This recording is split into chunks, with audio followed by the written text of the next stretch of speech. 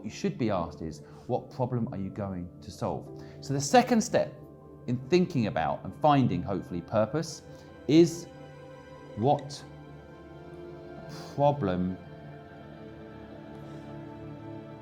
matters to you.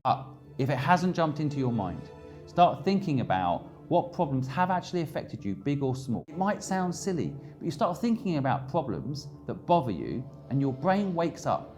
The entrepreneur muscle in your brain that helps you figure out how to solve that problem. Now, it might be that the bank's not opening on time isn't a problem you're going to solve, but if your brain starts thinking about that problem and how it can solve it, you might begin to understand how to find purpose. The third thing you can do is start breaking down how to make your life and that purpose match.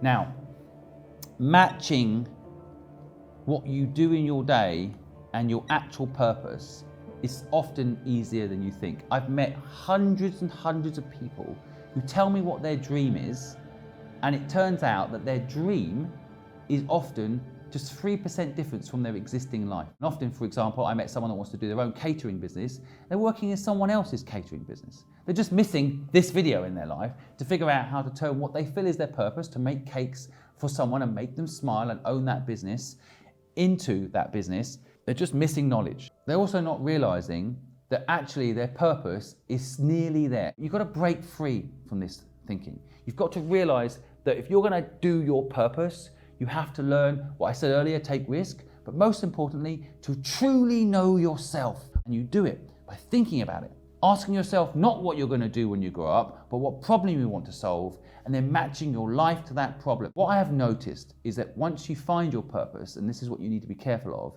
is that you don't think that it's such a big purpose like solving the world's problems, that you don't do it. You can team up with other people to do it. And I will tell you, 1 + 1 = 11. But if you don't know what that purpose is, you won't do this, and you will get stuck working on someone else's purpose, someone else's destiny. And I promise you, it's harder to work for someone else than work for yourself, despite what you have been told.